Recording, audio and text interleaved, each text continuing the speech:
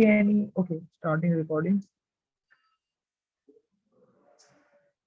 So now, I think we should begin and people can keep joining in because we have quite a lot to cover.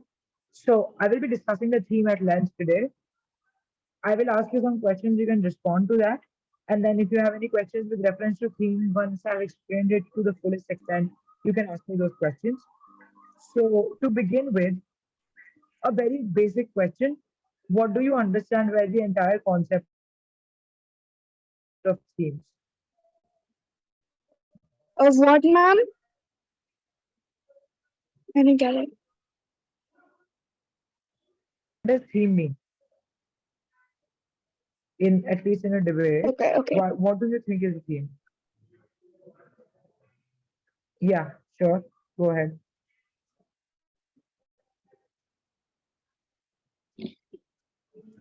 Uh, should I go? Should I answer?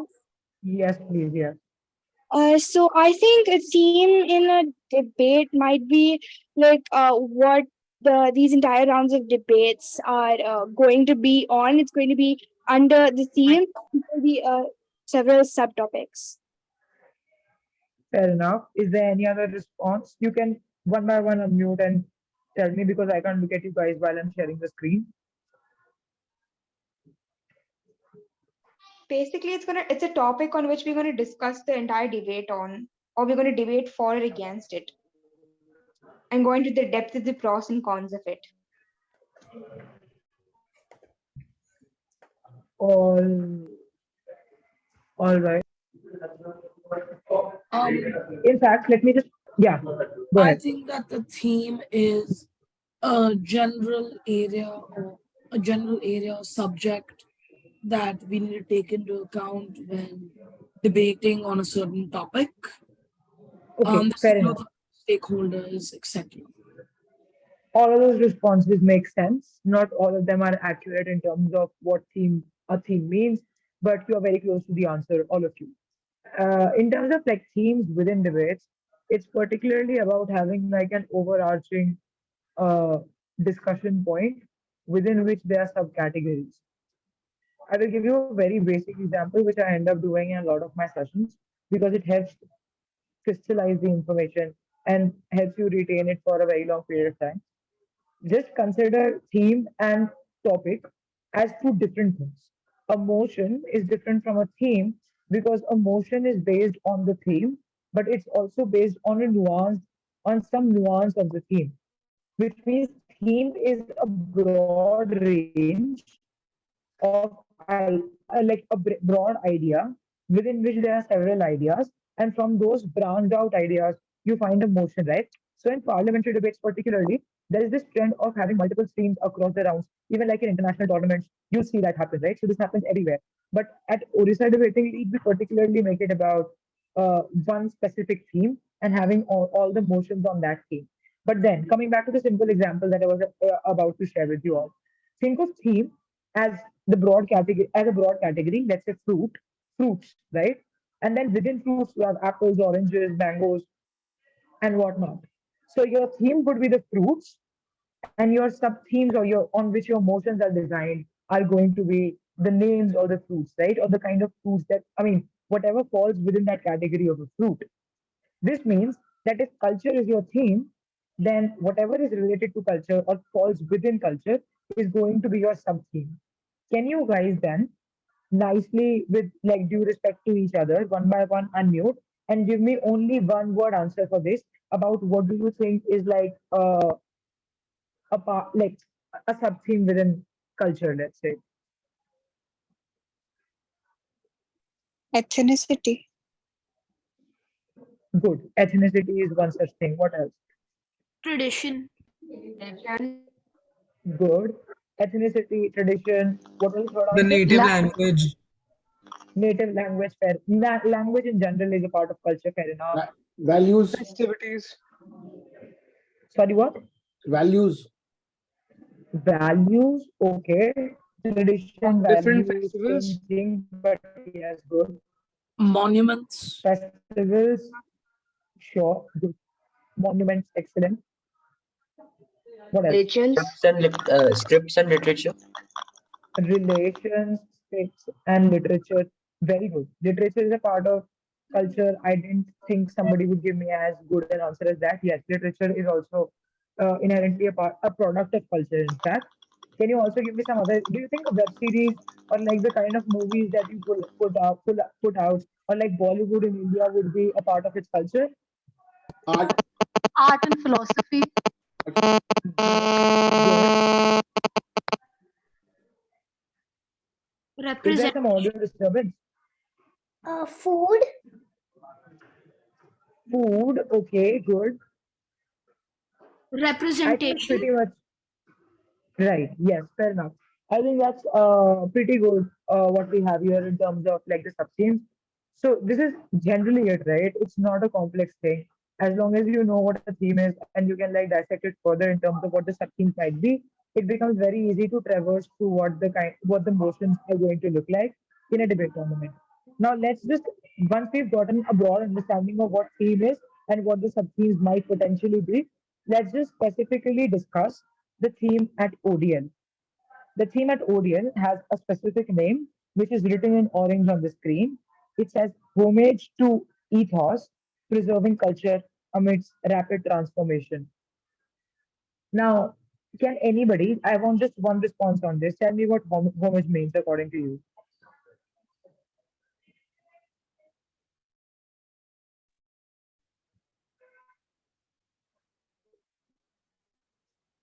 Anyone?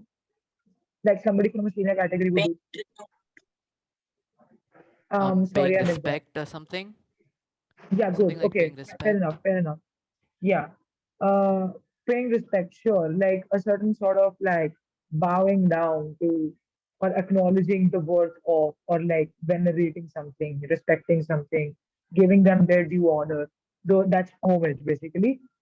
What is ethos then? Just one response on what is ethos.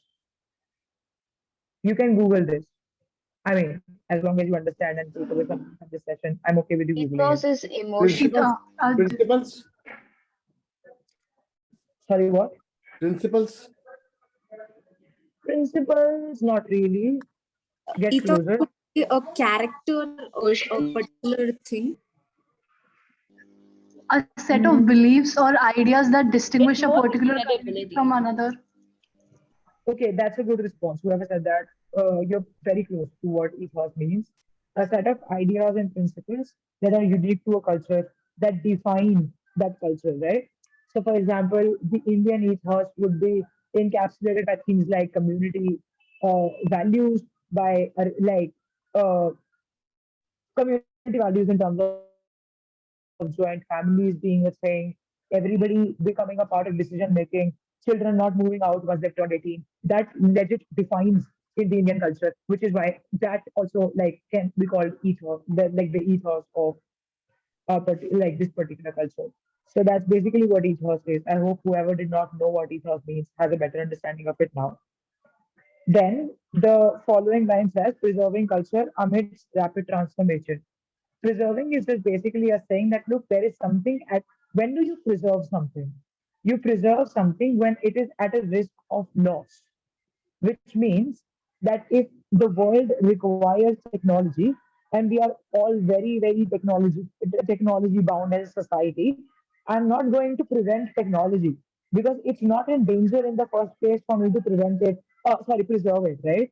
Which means whenever there is talk of preservation, you preserve only when there is a limited supply of something and when something is very important but also waning with time, right? So, like we say, preserve water because water is an exhaustible resource which is slowly running out because of overuse. We say preserve down by like the humans because of which they are again at the threat of or like they're endangered. So, preservation, always remember this, write it down if you have to. It will help you go through the motions in a meaningful manner. When you preserve something, you do it by presuming or understanding that I need to preserve something because it is in danger in the first place. In terms of rapid transformation, then, rapid transformation, okay, I don't want to talk about this because it is very simple. So, just like how you guys have been so far, please just one by one unmute if you have an answer. And tell me what might rapid transformation mean in this context. Just one word answers. I won't don't want sentences. Urbanization. Influence. Organization, influence, be more specific. Western Urbanization. Technological changes. Urbanization. Technological changes. What kind of changes? Westernization. Technological changes. Technological. Okay, good. Urbanization, technological changes, Modernization. modernization. Okay, Social Western and economical uh, progress. fair enough. Okay, socio-economic Westernization. westernization. Okay, I have enough responses. Cool. Let's work on them because I need you to understand something. See, whenever you're doing parliamentary debates or WSDC, always remember this. This particular format is so popular only because it gives everybody the space to understand what we mean by these fancy terms that we use every single day without like pondering upon their meaning, right? Which means we are very used to like saying, oh, urbanization is happening, oh, modernization is happening, or that westernization is happening. And there's nothing wrong with saying that as long as you understand what these things mean, which means that when you're going into a debate, I understand that you know the meanings of these words, which is why you're using them and you're not taking them off the internet. I still need you to simplify these things and define them rather than saying over and over again that look, modernization is happening because of which this happens, modernization is happening because of which that happens, because then you're presuming that the adjudicator knows what modernization means. But understand that modernization can mean a lot of different things to different people. So whenever you're going into a debate, please just simplify everything you're going to say.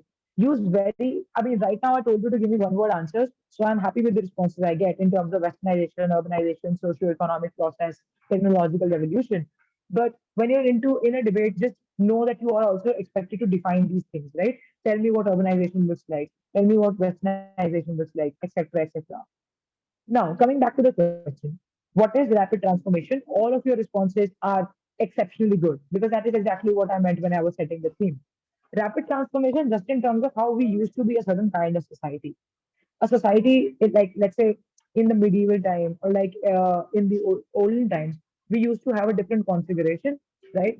Which is to say that people lived differently, they had a different socio-cultural understanding of the society and whatnot. It's rapidly changed now, not because of one but many reasons. All of those reasons that contribute to that change are essentially what can be discussed within this theme, right? It could be technology, it could be economic like progress, it could be urbanization, the Western influence. It could be America becoming a unipolar superpower in a unipolar world, and that thereby leading to a certain sense of westernization. It could be anything that necessarily created that change in the society, right? So, in terms of talking about rapid transformation, again, yesterday I told you how defining the terms and the motions is extremely crucial. This is what I meant. When you're given a motion, don't presume that rapid transformation will mean the same thing to everybody. Define it as you think is the best way to define it. Then, now let me discuss the theme in terms of why did we set this theme? Why particularly for Odisha Debating League and not for any other league? And what kind of motions will you get? So the sub themes that you read here, some of them, they are not these are not all the sub themes, but some of them to give you an idea of what they look like. Role of culture in the growth of a country, right? So remember, you're preserving culture, which means you're definitely going to get motions on culture, on monuments, on literature, on philosophy. Whatever you said is a part of like culture is going to be discussed through various motions that you will be given. But role of culture in the growth of a country, right? As in now we are technologically advancing, so does culture not matter at all? Is it okay for everybody to have one culture rather than every country having its own culture? Those kinds of questions will be discussed through the motions, right? Other than that, what is the means of cultural preservation? Which means that if we say that we want to preserve culture, what do we mean by it? Like, how do you preserve culture? Do you preserve culture by uh, let's say by teaching people the scriptures, the like Mahabharata or Ramayana, because these are a part of the Indian culture? Or do you retain culture by protecting the heritage sites? Do you protect culture by ensuring that Qutub Minar or like other kinds of important sites remain safe and like protected from any kind of harm that the tourists might cause. What is the way in which cultural preservation can happen? What is the best way? What is the problem in our pursuit of cultural preservation? Who are the enemies of cultural preservation? Those kinds of questions we will try to respond to through the motions that are going to be set. It's going to be fun at large. Then the third point says that culture as a tool for reclamation. Can anyone guess what reclamation means? I'm telling you to guess because it's okay if you don't know the meaning of the word and you're giving me a very wild response. It's okay.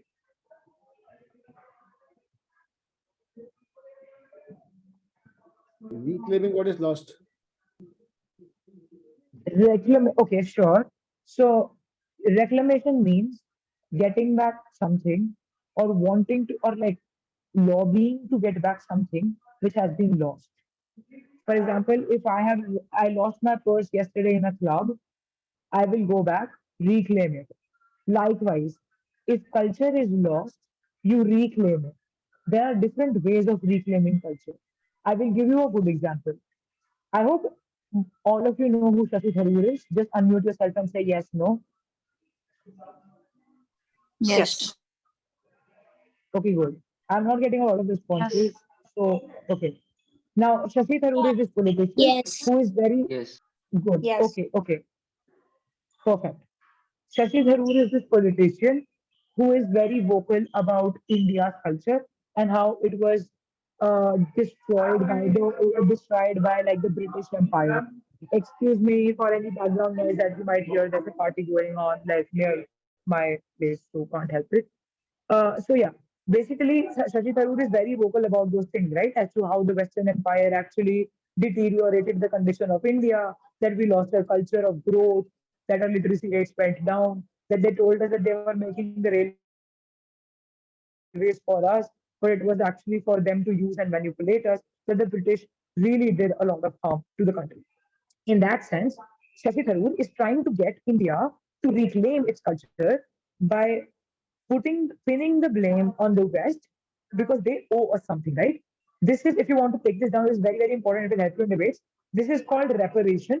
This is called, if I have caused some damage to you, you're supposed to give me, I mean, this, you owe me reparation. So reparation comes from the word repair.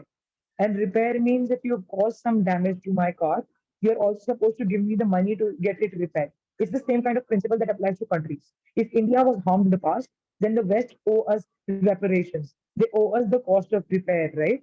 Which is why a lot of things like developmental aid happen, right? What is developmental aid? Like America would probably give you as an African country or an Asian country some money to grow your economy. Why? Not because America is a very good actor, but because America was a part of the exploitative West, right? Which is why British Empire, etc., they owe us. They owe us in like in terms of money, but they also owe us in terms of acknowledging that they were exploitative and now they don't stand by any imperial rules. Okay. So that's necessarily what reclamation means. So we are also going to, through the motions, talk about reclamation. This is mostly going to be involved in senior category of motions because this is slightly difficult to understand. But I'm also going to simplify it and put it in the middle category because I don't want anybody to go away from this tournament without understanding the importance of reclamation of culture. I'll try to simplify it to the extent I can, right? Onto tourism then. Tourism is crucial when it comes to preservation of culture because tourism actually gets people to invest in culture, right? Given that everything is so capitalistic and everybody does everything for profit mongering, tourism actually gets people to preserve their cultural heritage sites, etc.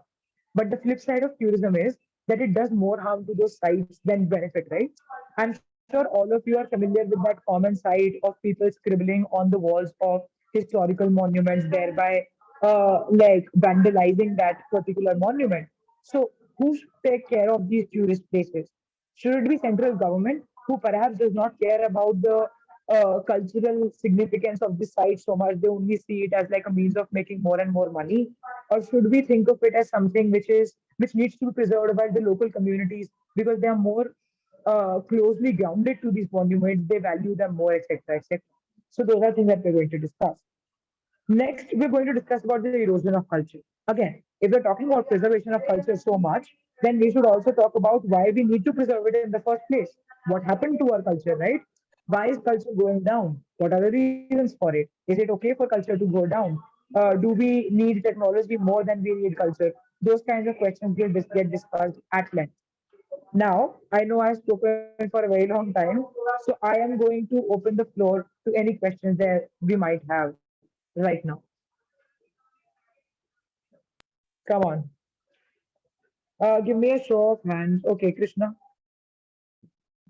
I was asking, like, for example, there is a thing like, uh, for example, we get a question the topic, like, if something has more cons than pros, then how can we speak about it?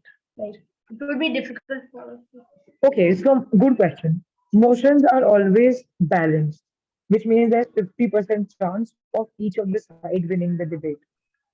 This depends on the person who is setting the motions.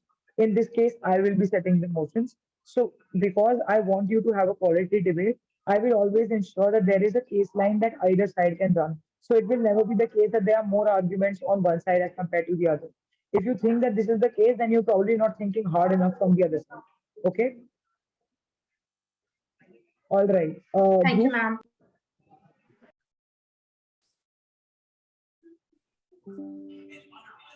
So I have one Dhruv, question. is there a question? Yeah, I have Yeah. one question. So when do we get the topics for discussion on 23rd itself, or before that? How does that happen? So this varies from category to category. If you're in the middle category, you're going to get it like, so there are three debate rounds that everybody is supposed to participate in. Everybody. It doesn't matter if you win or lose. You have to participate in at least three rounds. These are the qualifiers rounds. Now, in these three rounds, the first two will be prepared, which means you will be given the motion beforehand, one day before for the middle category, and on the same day, but a few hours before to the senior category.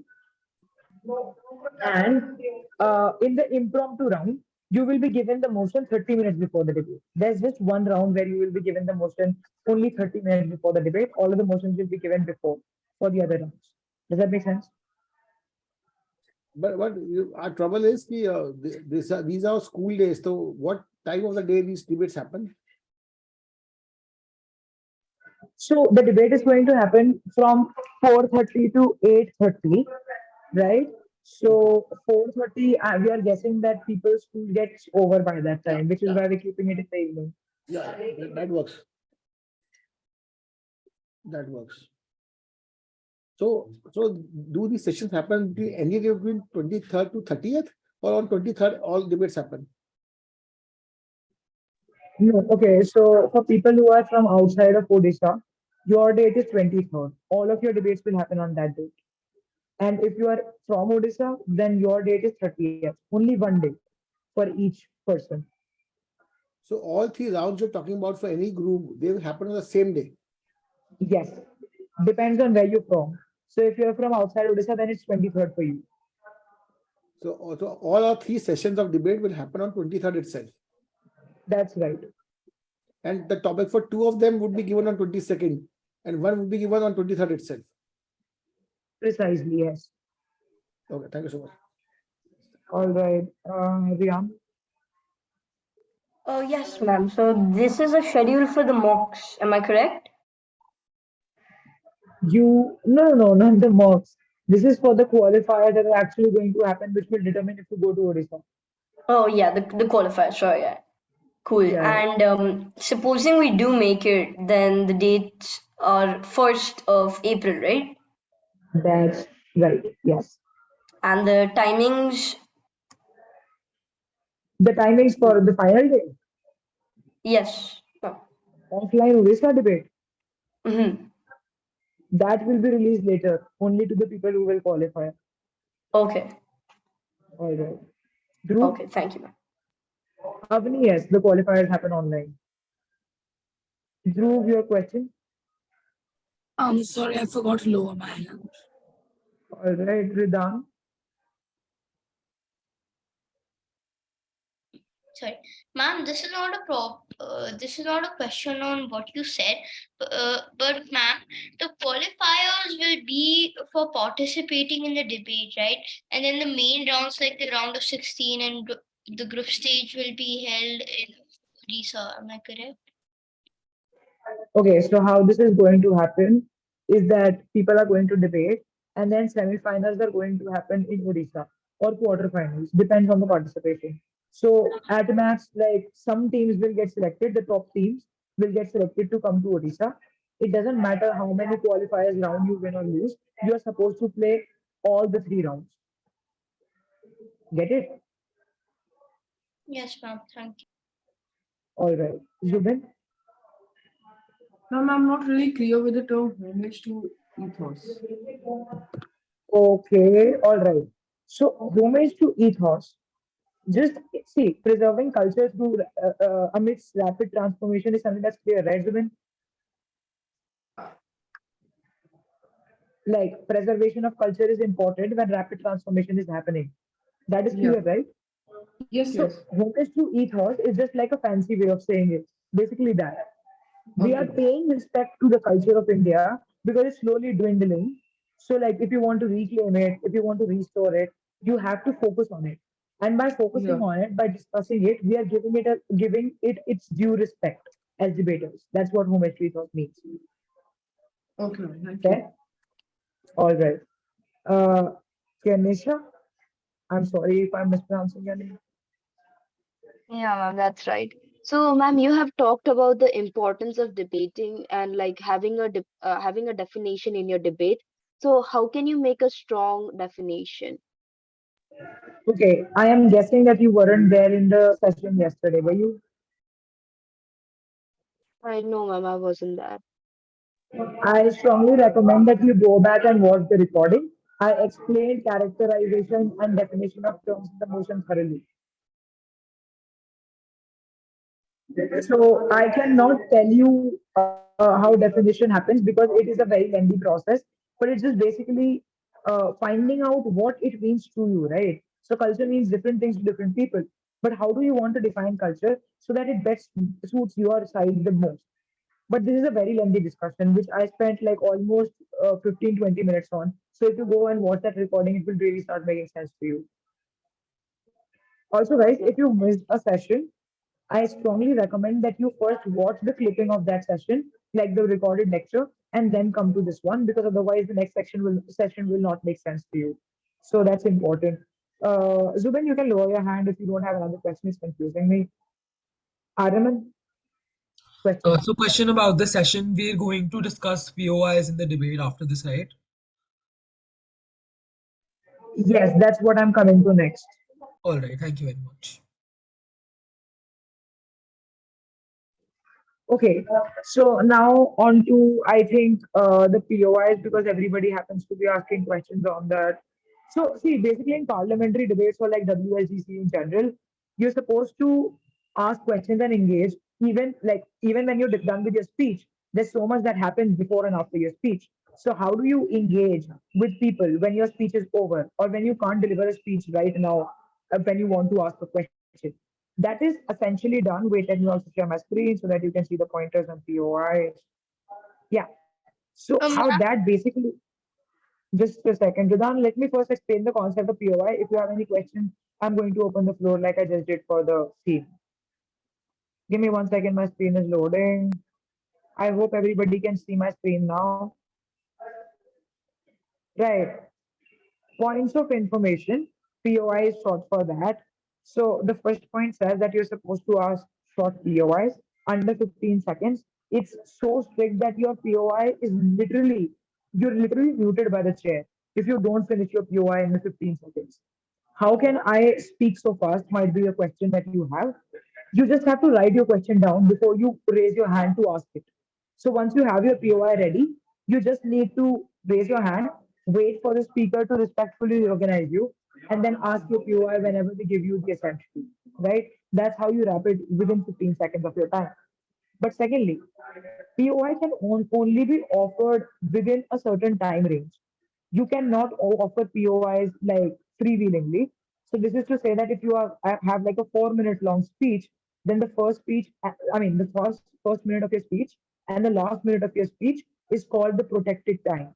And protected time is always the first minute of your speech and the last minute of your speech. So if the duration of your speech changes, for example, for senior category, it's 6 minutes, then the first minute and the fifth minute onwards is going to be a protected time. Nobody can ask you a POI in your protected time. In the unprotected time, though, which would be between the first and the last minute, people can ask you POIs. There are essentially two ways of asking a POI when you're doing the qualifiers online. About offline, we will explain things later. But Mama, online, I will answer your question. Just listen to me carefully for now. Whatever question you have, I will answer it. So when you're asking a POI online, you either put it in the chat on Zoom and you wait for the speaker to recognize you. You cannot just freewheelingly ask a POI. The speaker might say that, look, I won't be looking at the chat, which is why you can just unmute yourself after the third minute or the fourth minute to ask me a POI. So you can also unmute and say POI. For example, if Rian is delivering his speech, I will unmute after the third minute and say POI, please. And he will either say yes or no. If he says yes, I will ask him the POI. If he says no, then I can't ask him the POI. Before I move on, questions. ma'am, my question was that uh, if you Yeah. don't, so suppose I'm the speaker and maybe you're asking the POI, do I lose marks if I don't answer you? Okay, excellent question. If you don't answer a POI, you do not lose any marks. So if you don't have the time to answer a POI, don't have the pressure of answering a POI. It's absolutely your call. If you want to take it, just say I will take a POI now. If you don't want to take it, just decline any POI that comes your way. Okay. All right. Ridan, Ma'am, this is a new form of debating for me, so I just wanted to ask if heckling is allowed. heckling is okay. It doesn't matter which debate format you're debating in. Heckling is a bad practice in every format. Remember this. Every debate is won just by like the logic that you're putting into it. Heckling is strictly forbidden in this particular tournament. We will not engage with it, but it also should be forbidden and prohibited in any other format, right? I mean, heckling speakers and like being rude to them is not what actually fetches the speaker's post. So why do it in the first place? Thank you, ma'am. Okay, Zubain, your question. Yeah, ma'am. So can so the POI, they can randomly interrupt between when the speaker is speaking. Won't that break the flow? No, that breaks the flow, I understand, but that's what the format says. So, and it will not break the flow So you because the have to speaker will keep get your the. speech under, like, if I'm in the category for 6 to 8, so I have to keep my speech like under 4 minutes and like a buffer time for a POI. That's about right, yes. So, if you have the time to take a POI, then take a POI. If you don't, just decline it, which is why you're giving the option, right?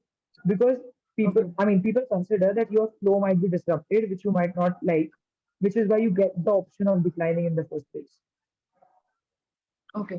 Another thing, that can we just say that if I have like I can answer the question later after I complete my speech, and if I have time left, I can answer it then. No, no, no. So what you can do is that you can say that, look, I will take a POI now, which means after you are done with your matter. But you cannot ask for a POI in the protected time. Okay. All right. Thank you. Yes, you're welcome. Ariman, how can I help you? So basically, if I'm the speaker and I'm not in my protected time. So basically, first I offer POIs and then they ask me POIs, right?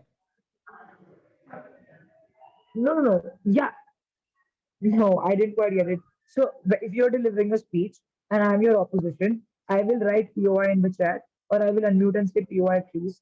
You are going to say, okay, I will answer the POI, so ask me a question, or I will say no, I decline, not right now. So according to that, the person will either ask the question or not ask.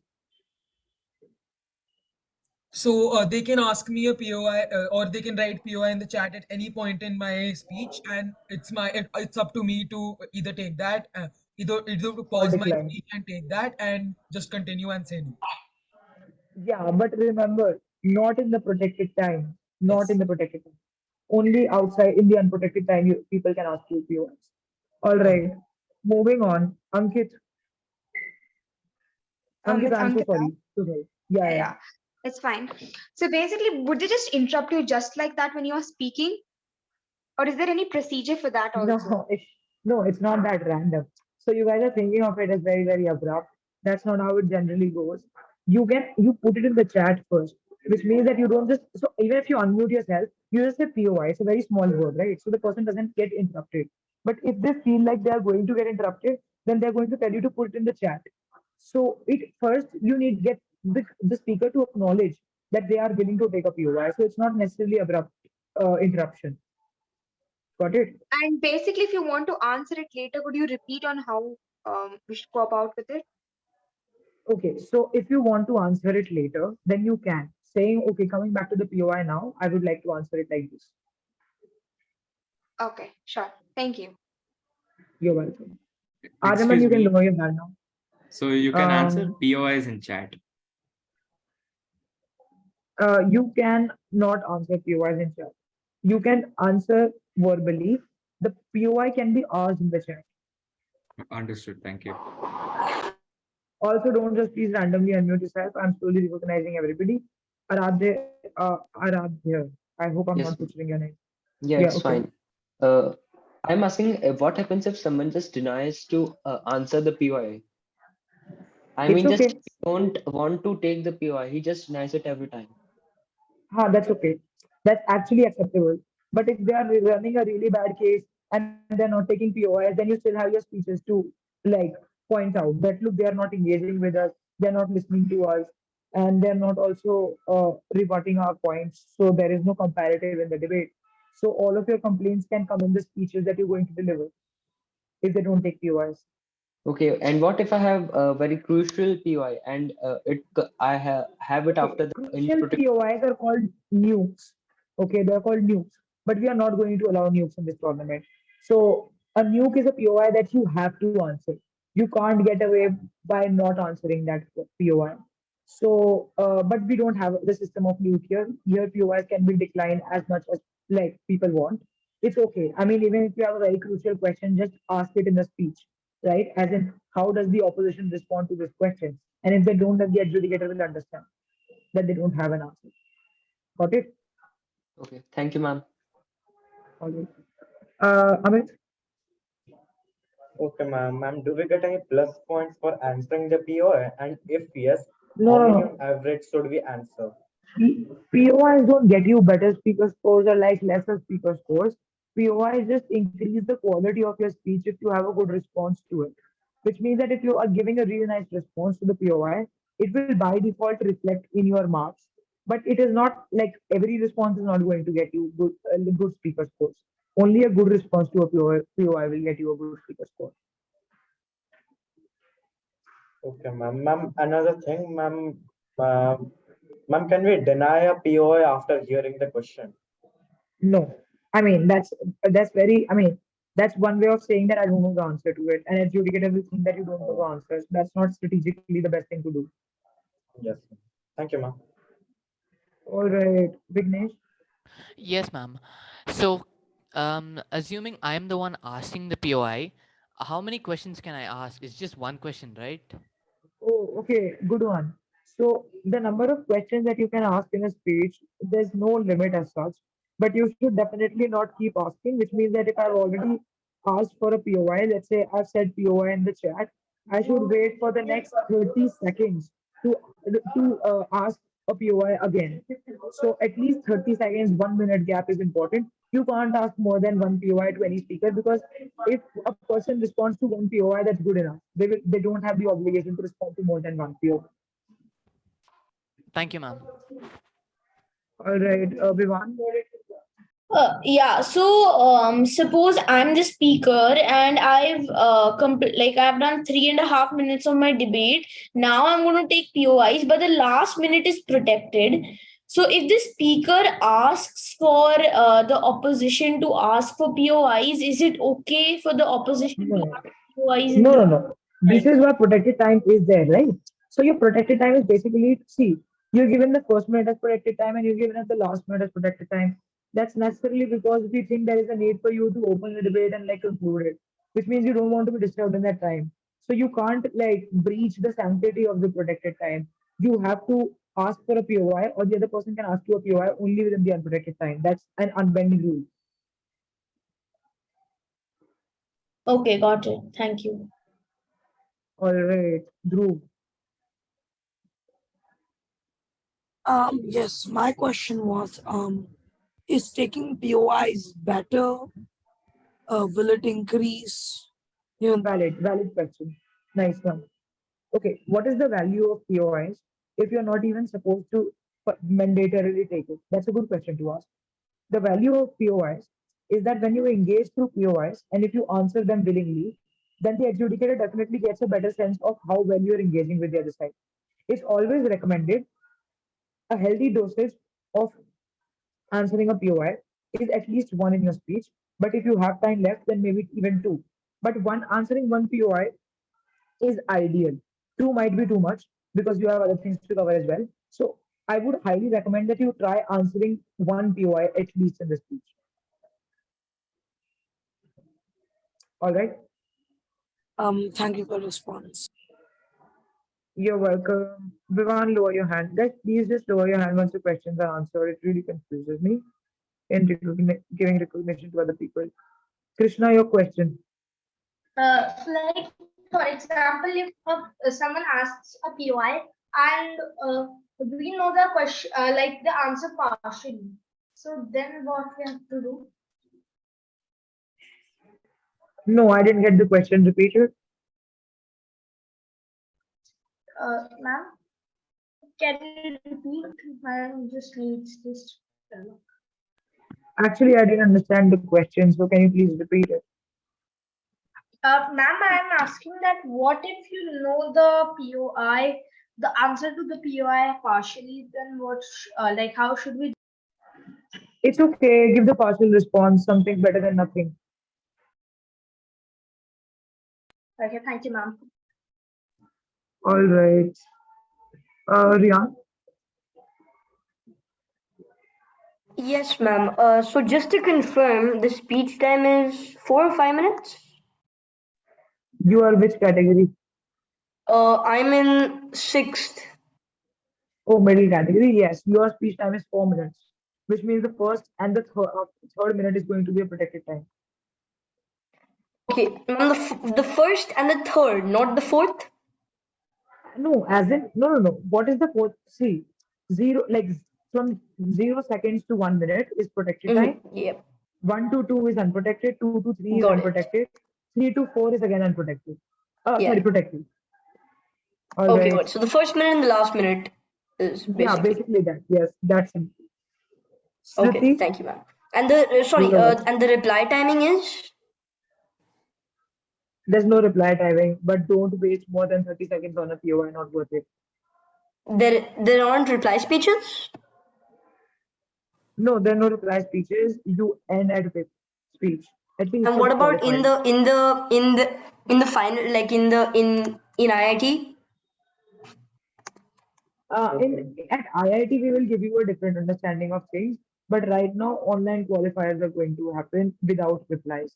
But different Okay, tools ma'am. will be shared once it's going offline. Thank you, sure. All right, Shruti. So, ma'am, can we like answer POIs after we're done with the speech, or we have to do it within the time? No, which is why I'm emphasizing you have to take a POI or give a POI during the unprotected time. You cannot do it before, after, during the protected time. Okay, and suppose if a person is asking me a POI and I'm answering that POI in the remaining part of my speech, can I just tell him to like wait and listen to my speech? I'm answering it in my speech. Yeah, fair enough. You can say that this is exactly what I was about to talk. I was about to talk to the panel about. So this will answer your POI. That's good. Okay, fine. All right, Nisa. What happens if you ask a POI in the protective? like time? Nothing happens. It's just that nobody lets you ask. Like would allow you to ask a POI. The chair will stop you. The adjudicator in the room will stop you from answering or asking a POI in the And predicted time. also, is there like a timing for, so how do you know when you can ask a POI? So a timer will be running on the screen for everybody to look at. Okay. All right. Who else do we have? Just give me 1 second, please. Due recognition is needed. Ankita. I'm sorry for posing a question again, but is this POI something as a team thing or is it just an individual thing? POI is an individual thing, which means that if I'm the web speaker from the government side, I can ask a POI, but it has to benefit my team. So I will always ask relevant questions. So it's okay. You can also individually ask POIs, but you shouldn't ask a POI which your team doesn't want you to ask. Because I mean, there has to be some consensus. Consensus. Anybody can ask a POI, but it has to add to your case as a team. So basically, if the Prime Minister and the Deputy Prime and the Minister raise a POI, is there any order of recognition Oh, of the no, no, no, POI? no. This is a very good question, actually. So anybody can ask anybody a POI. Well, for example, if you're proposition and opposition, then if I am DLO, deputy leader of opposition, I can ask the PM a question, the DPM a question, or the BIP a question. There's literally no uh, bar on that. Okay, and if 2 to 3 people raise a POI, is there any order in which they're going to get Okay, but recognized or why would something? you? No, no, no. From a team, there can't be three people asking a POI. Please remember this. This is the good question being asked. From the same team, you can't all three of them, like three of the members from the same team cannot be asking a POI at the same time. Why do you want to do that? Just pick the best out of the three POIs and let anybody question. See, it doesn't matter who is questioning. Eventually, it's going to add to the team. So it doesn't individually benefit the person asking the POI. Yeah, thank you. All right, Ahan.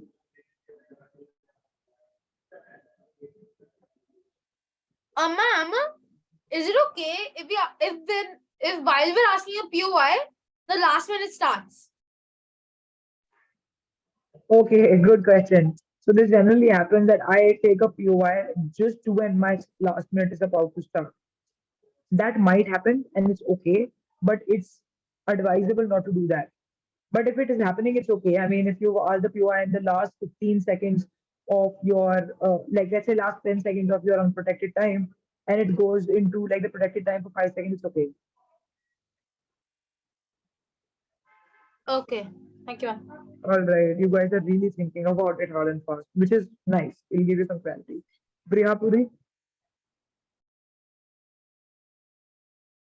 Right. So let's suppose that I am unable to answer a POI, then will I be demarked for that?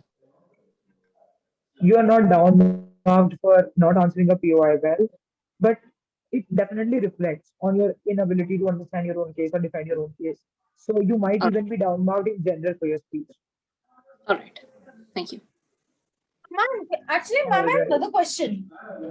No, guys, I need you to seek explanation first. Amit, yes. Ma'am, can we ask a POI that was from a topic which was raised in the previous speech? Yes, yeah, you can do that. Okay, ma'am. Thank you. You are also supposed to defend your teammates. So if you are asked the question about your teammates' stance, then it's perfectly fine. It was a good question to ask. Answer. All right. Ahan, what's happening? Your camera, mic, hand, everything is up. Is there a Ma'am, I question? actually have a question. Yeah, okay. Ma'am, my question is that can in the POIs, can we ask us like which source someone has gotten the point from? No, that's not allowed in the parliamentary format. Okay.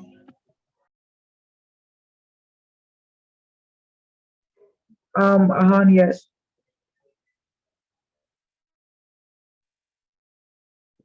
Did you not lower your hand from the last time? Lower it. Okay, Sorry Shruti? for posing a question again, but can we like pass on a POI and say that my partner or whoever my teammate would be better at answering You this POI? okay? You might say want to say that, but that's I mean that again reflects on your on how unfair you are on the debate. So it might harm you. If you're unsure of answering a POI, just ignore it. Matlab, even if like somebody's asked you that POI, just try to give any response, like some unrelated response, and move on, rather than saying that my speaker will carry it forward. So Okay. your speaker might carry it forward, but you don't have to put it like that. Yeah, sure. All right, Zubin. Ma'am, I actually had the same similar question. Please lower your hands, guys, if you're done, if your queries have been responded to. Fair enough. We don't have any other questions. I think I've responded quite a few on POIs, which might have people. Let's just go through other important aspects which might not have been covered by the queries. So, third point onwards, read with me. POIs are offered to speakers on the opposing side. Of course, you can't ask a POI to your own teammate. You're literally on the same side of the house.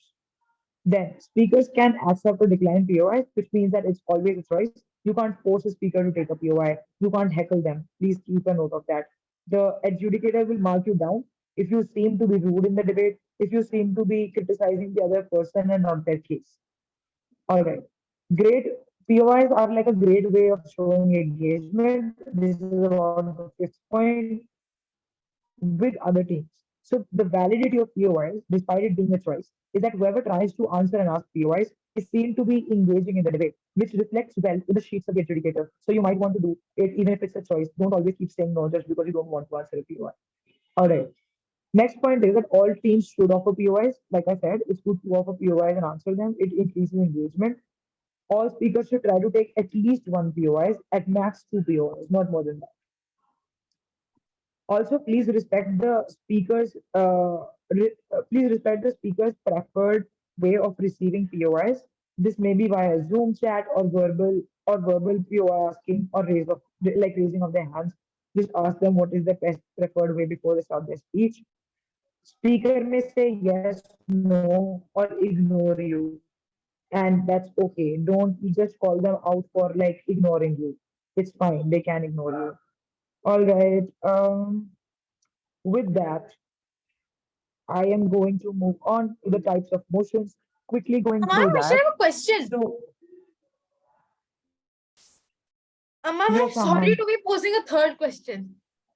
Um, we did. that's okay. Can we? Um, sorry, ma'am. During POI,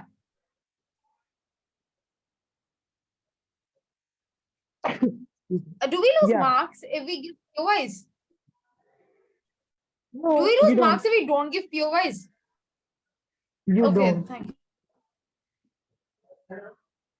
So, are there any other questions? Lower your hand. Just get in the habit of lowering your hand immediately after your question is answered. Otherwise, it confuses me a lot. Okay, I think Ariman also wants to ask a question quickly, Ariman. Yes, so do I need, so does the speaker need to offer the POIs for the other team to ask them POIs? No, no, it is not some rule of reciprocity. No, thank you. Even if you don't ask me a POI, I'm free to ask you one. All right. Okay. So just basically going through these abbreviations because you might encounter them while the motions are shared and relayed. So THBT just stands for this house believes that. Uh, THR stands for this house regrets. THS stands for this house supports. THO, this house opposes. If you want to take a screenshot, you're welcome to, by the way. And active motion is a motion where you're supposed to act as someone or something. So this house as someone or something. This house as Hitler will not occupy Germany or some such thing. This house as Gandhi will not call off the non-cooperation movement. This house as the parent of a black like from the black community will homeschool their children. So you are becoming somebody. You're thinking as someone, right? So that's what actor motions are about and for. You put yourself in somebody's shoes, and this somebody is the person who is mentioned in the motion. This house as Hitler, Gandhi, as a black parent. So all of these actors, you have to think according to them, and this actor becomes the most important actor in your debate because you're literally acting on their behalf. So you have to say what is best for them in an actor motion. Then THW stands for this house will, and THP stands for this house prefers. quickly going through like what these motions mean. So this house believes that is just a motion which discusses the value. For example, this house believes that private schools should be banned. You discuss the principles in there, right? Like, is it okay for the ban to happen in terms of how private schools are very expensive and the government does not do enough if there are private schools, because people go to private schools and there is nobody to say that look, public schools also need to be made better, which means when you want to question a value, a principle, this happens mostly in this house believes that debates. When we talk about this house regrets, this house, what does regret mean? When you regret something, you are disappointed by the existence of something, right? So this house regrets, for example, this house regrets let's say PS5, right? Let's just say that this house regrets PS5. So this means that if you're on government side, you are going to regret PS5 as a video game because you think it leads to addiction, it leads to like a certain distraction from academic life, etc. If you are on the opposition though, you don't have to regret, which means you have to support PS5. So you are going to say that look, PS5 is important. PS5 also gives you distraction, but then it's always a balance. If you study a lot, even that becomes a problem, which means that it's not the existence of PS5 which is a problem. It is unregulated use. If we use it within a certain time frame, it's a really nice like deviation from a very boring life, right? So in a THI motion on government, you're regretting something because you don't like it, because you think there's a lot of harms of that thing in the society. And from opposition, you say that we support it, we don't regret it. In a this house supports motion, it's exactly the opposite of this house regrets. So you support something because you think it does more benefit, like more good than harm in society. For example, this house supports motherhood. Let's say that you will say that motherhood is important because that's how children like get to learn. I mean, the culture of motherhood, like mothers being responsible and everything. Children learn from their mothers, right? And mothers are the most caring actors, which is why we support motherhood this that. If you regret glorification of motherhood, you will probably say that glorification means that women don't get time for themselves. They're always looking after children. Their life only becomes about children, and the men don't care so much as fathers, which is why it needs to change. And we regret the glorification of motherhood there now. So that's another way of supporting or not supporting something.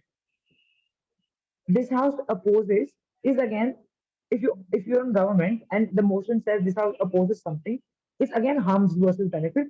But now you oppose it on government side, right? So you say that look, there are more harms of this thing, which is why we oppose it. But your opposition is going to say no, we don't oppose it, we support it. So this role just flips here. This house supports and this house opposes, same kind of debates.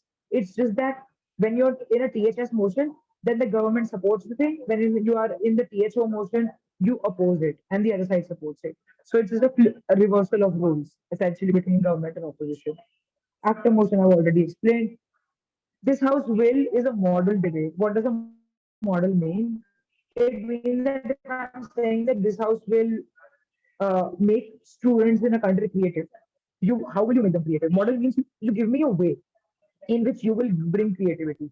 For example, a model might be that we will get the government to introduce uh, activity sessions in between school classes so that people can be creative, right? They can work with origami, they can work in the art space, they can pursue fine arts because we need people to be creative and not just like mugging up texts. So that is a model where we're saying that every school will be, I mean, it will be mandatory for every school to just get everybody to learn creative things, and there's going to be a separate period for that in schools. Now this becomes a model. This is a way of this is your way of telling me how something is going to happen, because creativity can be pushed forward in many ways. But how do you want to do it? That's your model. All right. And a this house prefers motion again is a simple one. In a this house prefers motion, you say that we prefer something to something else. For example, this house prefers apples to oranges, which means that you're going to give me benefits of what apples are and why apples are better than oranges. If it says this house prefers oranges to apples, you're going like, for example, in the same motion, if you are preferring apples to oranges, you have to tell me uh, why. I mean, on opposition, you will tell me that oranges are better than apples. So that's how debates happen on a THP motion. If there are any questions, please give me 2 minutes, just 2 minutes.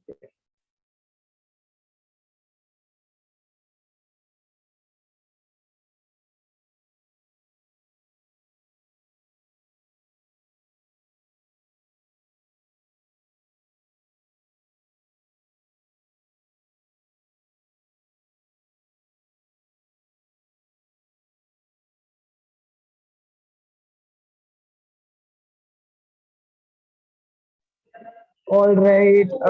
Sorry to have kept you waiting. Sanvi, what is your question?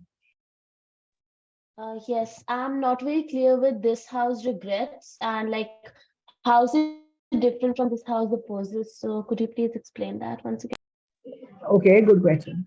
So this is a very specific question. So everybody, all ears. Okay, give me a thumbs up. Just I want to see if everybody's attentive till now because it's about to get over. So not many people. Give me a thumbs up. This is a very important question. I want to clarify. Okay, whoever hasn't given me a thumbs up, I'm assuming you just logged in and went. Cool, can't help it.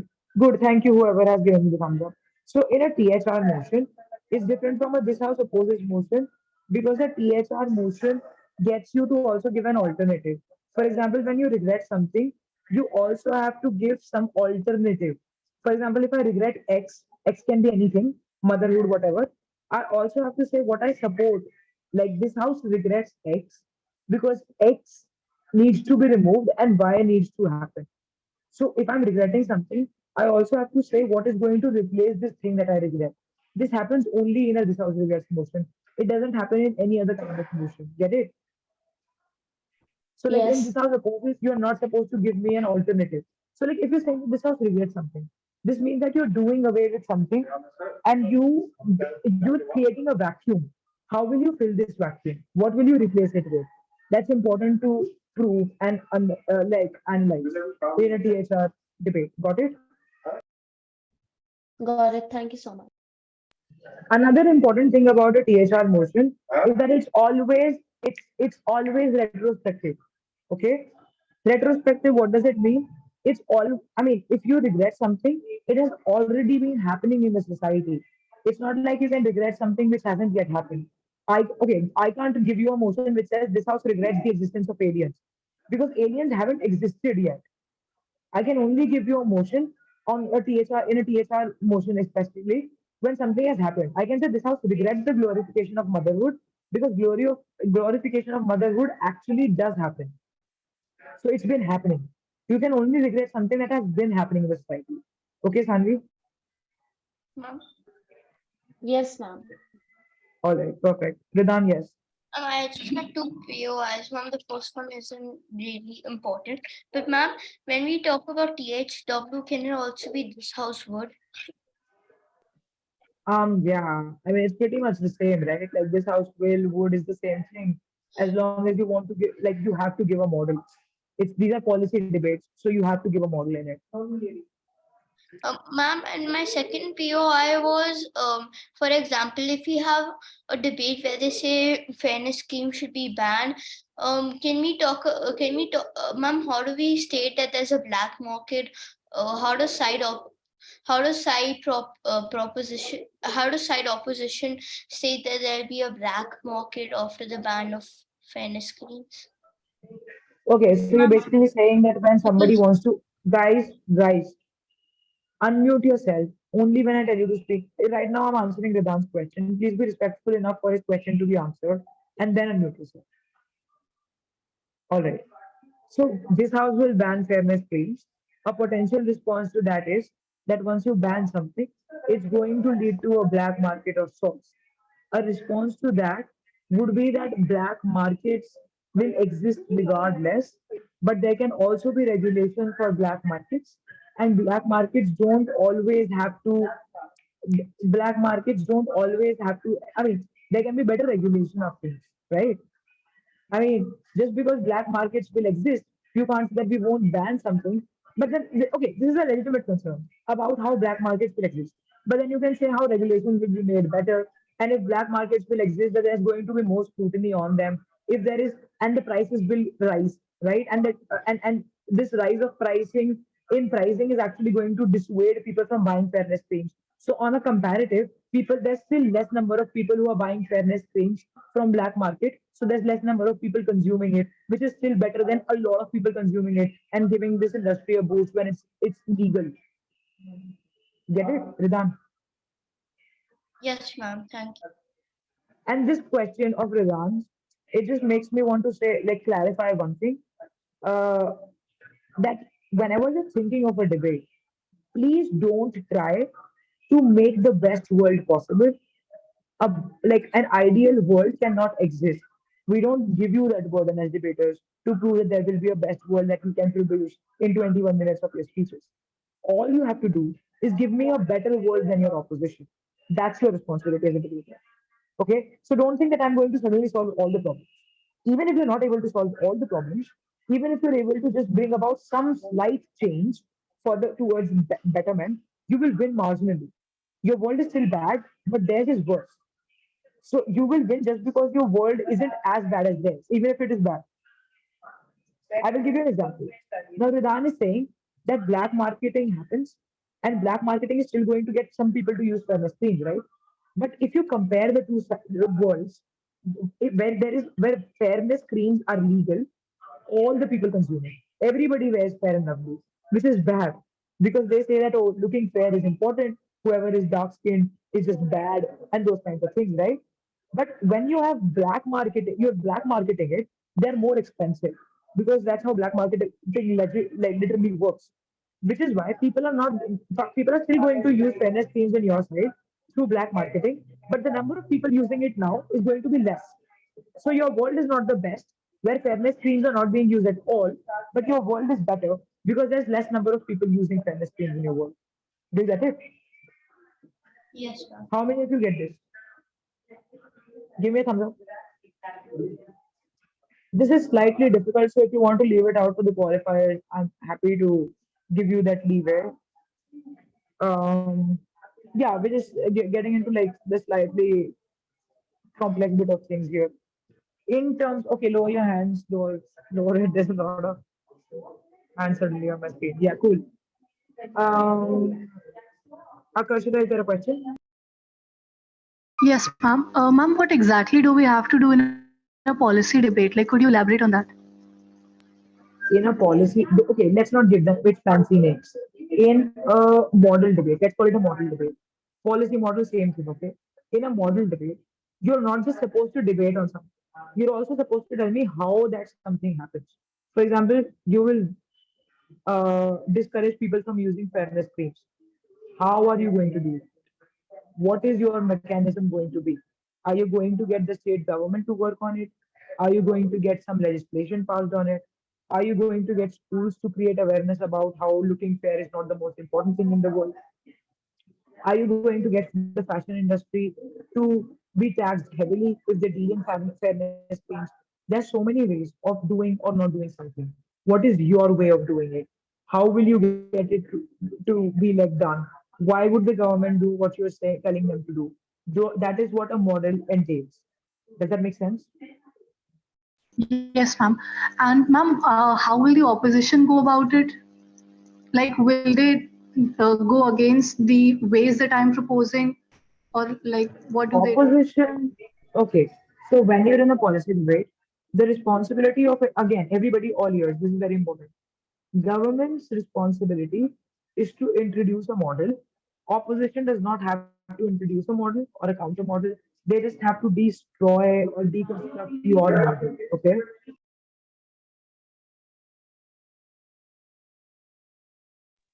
So you just deal with their model and you say that their model is flawed, that they are saying that they will get the schools to create awareness, but schools don't have enough resources, or schools will not do this because they have other more important things to do, or that schools are under the control of the government and the government will not allow the schools to do this.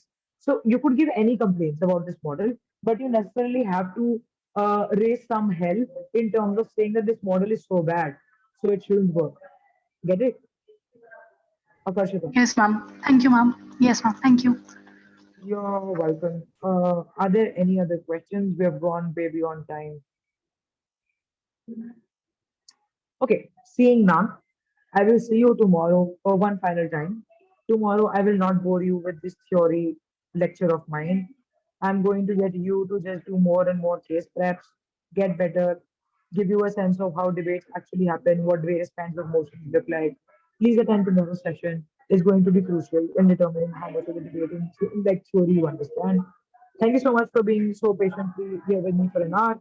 It was absolutely lovely meeting you. See you tomorrow. Good night. Bye. Thank you, ma'am. Bye, ma'am. Thank you, ma'am. Thank you, ma'am. Bye, ma'am. Bye, ma'am. Thank you so much. Bye, ma'am.